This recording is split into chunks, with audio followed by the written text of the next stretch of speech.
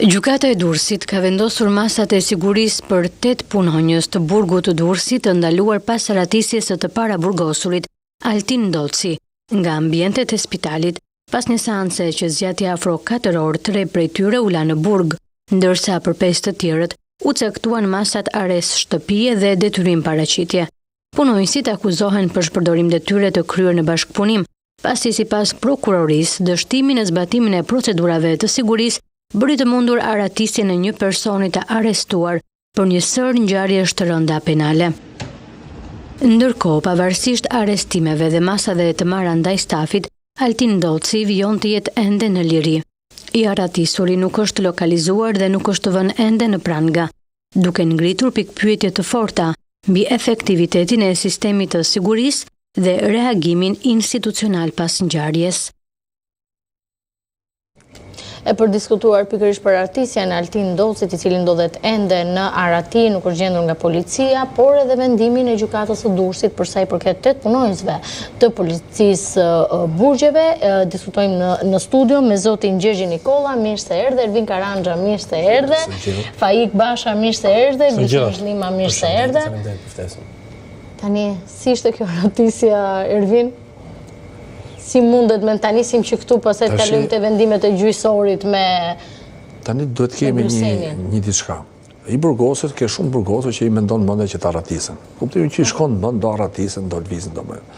Edhe në vendet fqinjet, për shembull në Greqi, në Itali, në çdo vend ka aratisjen.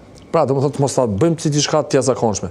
Fati që në kodin penal kemi një nen të parashikuar që në vitin 95, që thotë largimi nga vendi qëndrimit, JVP-ja, ka pasur dhe do ketë ngjarje të tilla. Neve duhet ta shohim pak në nivelin krahasimor me vendet e rajonit.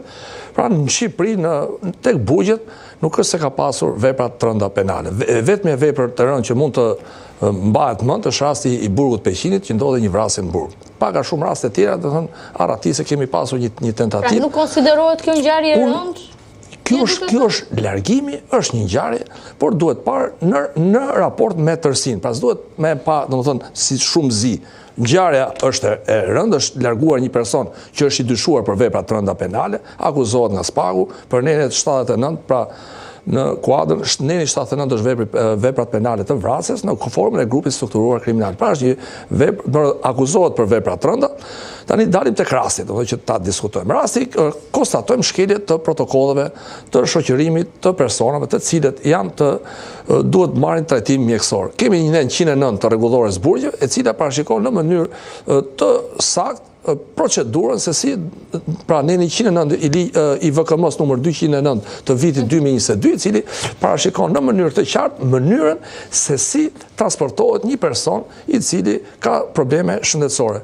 Vlerësohet risku, vlerësohet vendi, vlerësohet rrezikshmëria shoqërore e personit. Pra në rastin konkret nuk është bërë një vlerësim i dur i veprës penale i personit, i veprës penale për cilët akuzohet, rrethanave se si do shoqërohet. Konstatohet, domethënë nuk është bërë njoftimi i organeve të policisë shtetit, pra policia e shtetit ka marrë njoftim për së shoqëruar ky person në ambientet e spitalit, pasi ka mbaruar ngjarje, pra mbasi ai ka ikur, diskutohet midis 10 deri 15 minutave mas mbarimit të ngjarjes, mas largimit nga vendi që ishte i shoqëruar, është njoftuar. Dhe e dyta, konstatohet që nuk kemi një koordinim pune para prak, që personi që të shkonte atje ta priste mjeku dhe të mos rrinte ai shumë në spital që të ishte i ekspozuar për rrezikun e ikjes. Pra duhet kishte njoftuar spitalit, mjekët priste gati të mos rriste me orë, flitet që domethënë që nga dhënat që kanë dalë media. Me thënë, në cilin zinxhir ti do gjeja ta hallkën, në cilin le të themi u thye? Tani, si tha dhe që përfitoi Altin Ndoci. Altin Ndoci, neve shkelit i marrim nga rasti Erion Velis. Të shoqërimi me 12 polici erion, Velis, drejtoria e përgjithshme e burgjeve bëri deklarat. Thotë shiko, u bërë verifikimi zonës, 12 policë ishin, u njoftu policia e rendit. Pra, ne marrim rastin krahasimor, pra, domethënë po jemi pak common law, kuptimin e garantisë do ta kupton, nuk po. Pa, domethënë zoti Velia ngriti pretendimin që u bë një ekzaminim mjekësor neti dhe polici, dhe polici bashkë atë. Siç nete. Edhe kjo Dhe kjo është rasti, pra nuk kemi ekzaminimin të vendit ku do rrinte, po ta veshre edhe ambulanca, kur shkoi kishte një makinë të parkuar me para. Po ai i burgosur zbrisën sikur po shkoten parti. Prandaj, domethënë, këtu kemi një çalim, një verifikim të zonës dhe pastaj dhe protokollet e tjera. Duhet të ishin më shumë. Mund të jetë çështje le të themi neglizhence apo shkon për tek sa që mund ta rëndoj situatën, që do të thotë favorizime, lidhje skenari përgatitur, në eksperiencën tënde cila... Mendimi im këtu kemi të bëjmë me neglizhencë, pra punojësit e policisë kanë shkelur me dashje rregullore, por pasoja ka ardhur nga paguditësia, sepse po të kemi me dashje kanë ndihmuar vepër tjetër. Pra, në lidhje me punojësit e policisë kemi neglizhencë, domethënë, ata nuk kanë respektuar protokollet dhe protokolli është bërë me dashje dhe pasoja largimi si paskojë e shkeljes ligjit ka ardhur kjo pasoj. Personin fjalë lidhje me bashkëpunimin, me autorin që po e prisë është në bashkëpunim. Pra vepra, po jo me policët, nga dhënat që kemi nga dosja, se të mos ngrejmë akuzat pa qenë. Prandaj thash, në bazë të eksperiencës tënde, cilën alternativë apo skenarje?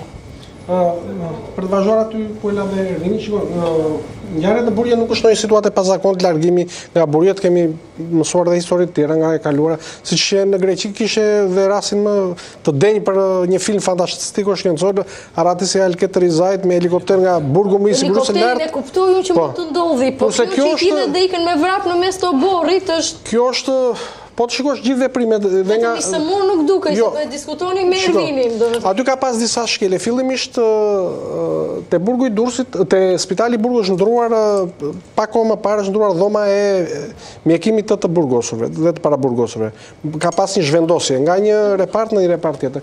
Tani kjo ngelet e timit për ta verifikuar pse është bërë kjo zhvendosje, cilat kanë qenë arsyet, kanë qenë e nevojshme, është marrë mendimi i miratimi i punojësve të burgut, sepse normalisht ajo dhoma ku mjekojnë këta fillimisht kanë parashkuar që në projektin e ndërtimit të spitalit që një dhomë e tillë duhet, dhe zakonisht dhomat e mjekimit në burg janë me tualet brenda.